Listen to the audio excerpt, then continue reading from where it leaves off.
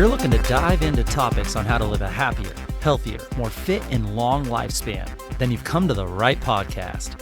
Living the Dream with me, Coach Damian Evans. Together, we will explore the topics on all things health, fitness, and wellness. Together, we will be lifelong learners on this journey to living the ultimate dream.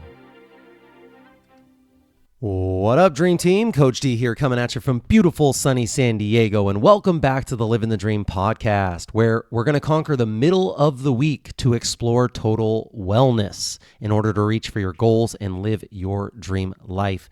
And last week, we kicked off a powerful conversation on sleep, how it works, why it matters, and how caffeine, alcohol, and your daily habits can make or break your rest. But there's more, a lot more. Today, we're picking up where we left off, diving deep into how sleep connects to your long-term brain health.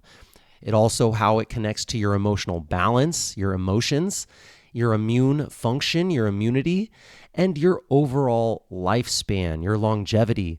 This is your guide to the next level of sleep like a genius. Let's start by talking about sleep and Alzheimer's. What we know and what we're still trying to figure out. Over the last few decades, scientists have uncovered powerful links between sleep and long-term brain health. One of the most talked about connections, sleep and Alzheimer's disease. Now, Alzheimer's is a form of dementia typically marked by memory loss and cognitive decline. For years, the leading theory was that this disease was primarily caused by a sticky, toxic protein in the brain called beta amyloid. You may have heard of beta amyloid plaque, which can clump into these little plaques and interfere with neural communication. That idea, the amyloid hypothesis, it shaped billions of dollars of research and drug development. But here's the twist. Clearing that beta amyloid hasn't consistently led to improvements in symptoms. So taking out that plaque hasn't helped the symptoms of Alzheimer's. And that's led many experts to question whether it's the main villain or just part of a much bigger story. Still, the buildup of amyloid and another protein called tau is consistently found in the brains of many Alzheimer's patients. And more importantly, poor sleep is strongly linked to greater accumulation of these proteins in the brain, regardless of whether they're the root cause or they're just a dangerous symptom. There's something to do with sleep and Alzheimer's. Recent studies have shown that even a single night of sleep deprivation can increase levels of beta amyloid in the brain. And sleep disorders like insomnia or sleep apnea are associated with a much higher risk of cognitive decline later in life. But here's the really exciting part. A few years ago, a neuroscientist discovered something remarkable. I'm going to butcher his name here. It's Macon Nettergaard. But he discovered your brain has its own built-in cleaning system. This is called the glymphatic system. You may have heard about us talk about the lymphatic with a L. This is a glymphatic with a G, glymphatic system that acts like a sewage system for your mind. And just like your dishwasher doesn't work while you're cooking, your brain's glymphatic system only goes into high gear during sleep. That's when your brain clears out that metabolic waste, including beta amyloid and other potentially toxic compounds. So whether beta amyloid is the cause of Alzheimer's or just a marker of a deeper issue, we now know that deep restorative sleep helps to flush it out. And that's critical for protecting long-term cognitive function. And what's even more exciting is that scientists have now observed this glymphatic cleaning process in humans, not just in mice. And we're learning that optimizing deep sleep in midlife may be one of the most powerful levers that we have to protect against cognitive decline in later years. So while we don't have a cure for Alzheimer's yet, and the causes are clearly complex, here's what we do know.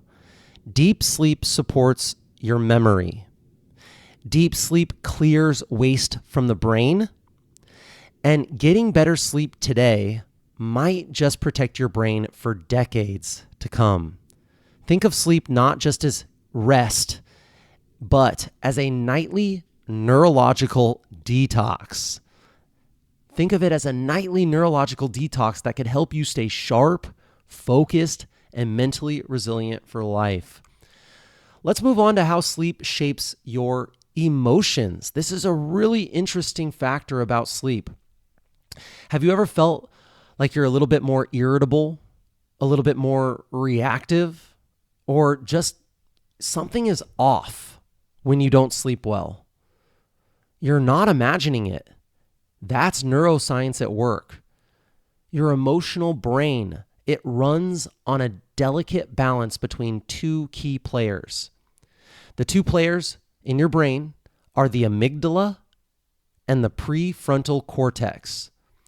The amygdala, it triggers strong emotional responses, especially when it comes to fear, anger, and anxiety. Now, the prefrontal cortex is like the CEO of your brain. It applies logic, it applies context, and it breaks when your emotions are about to hijack your behavior. When you're well rested, these two regions, they actually work in harmony, the yin and the yang. But when you're sleep deprived, it's chaos. In one study, researchers found that sleep-deprived participants had amygdalas that were 60% more reactive to emotional triggers. That's a huge jump. Even worse, the communication between the prefrontal cortex and the amygdala was severed, like the CEO quit and left the interns in charge. Without enough sleep, your brain becomes all gas, no brakes. You're emotionally fragile. You're quick to overreact, and you're slower to recover from stress. But here's the magic part. During your REM sleep, which we talked about last week about what the REM sleep is, where you find it in your sleep cycle, and what it has as far as benefits for you, during REM sleep, that dream-rich stage of sleep where you're dreaming, your brain actually processes and soothes emotional pain. It's like emotional first aid for your nervous system. So if time heals all wounds, it's time during sleep that really does the work. Moving on to sleep and immunity, something that I'm really interested in. Your built-in defense system against those constant attackers on your immune system. When you're sick, your body naturally wants more sleep. That's not coincidence. That's not weakness. That's your body's intelligence. Your immune system uses deep sleep to produce new immune cells, super important, increase the sensitivity of your immune receptors. So those guards that are on guard looking for things that are out of the ordinary, it increases the sensitivity of those immune receptors. Deep sleep does. Deep sleep helps to launch antibodies, and it helps to fight infections more effectively and more efficiently. In one study, people who slept fewer than 7 hours per night were 3 times more likely to catch a cold. People who slept fewer than 7 hours per night were 3 times more likely to catch a cold than those who slept for 8 hours or more. What's even more striking here is when participants were limited to just 4 hours of sleep for 6 nights, for almost a full week, 4 hours of sleep before getting the flu shot, their antibody response dropped by more than 50%.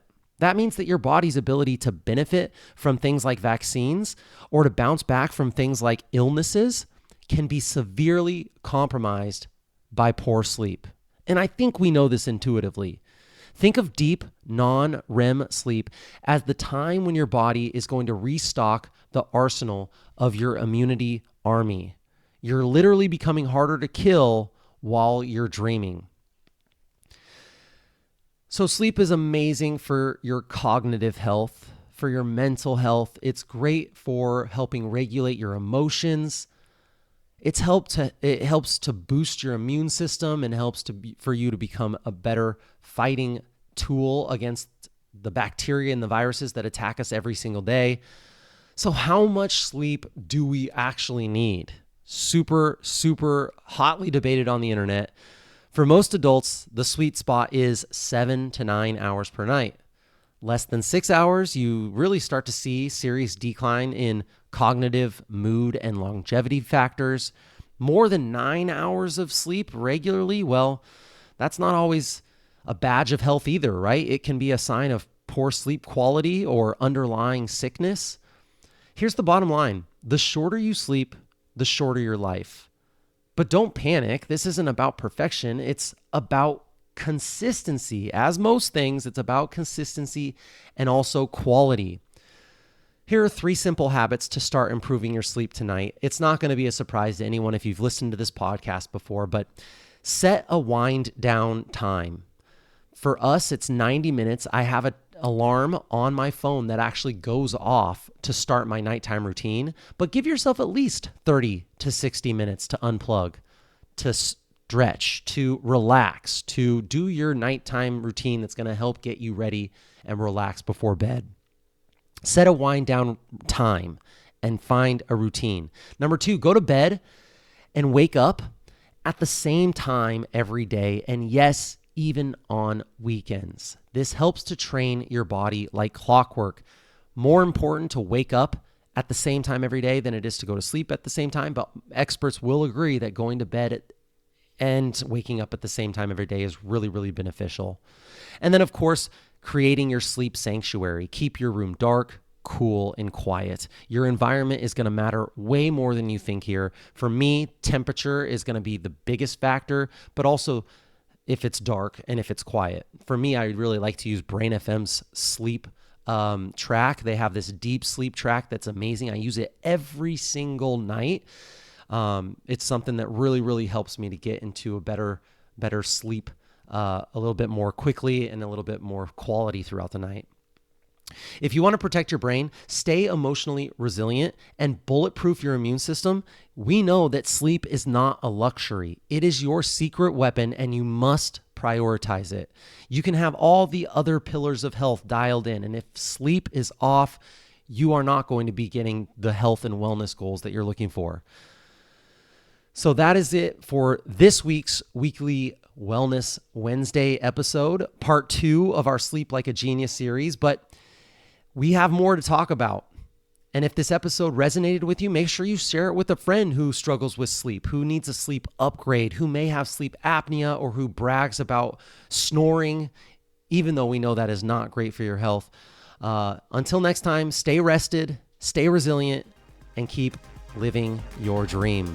And that's it, my friends. Thank you so much for joining me on this Wellness Wednesday episode of the Living the Dream podcast. Please share the knowledge that you gain with your friends and family and hold each other accountable.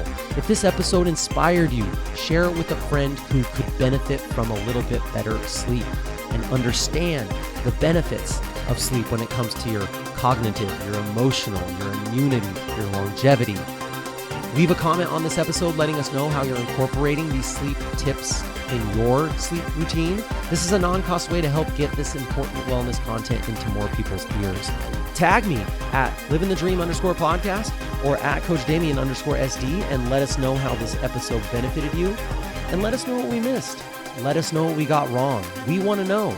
Message us if you have any suggestions or tips that would help your Living the Dream team that we can discuss in future episodes.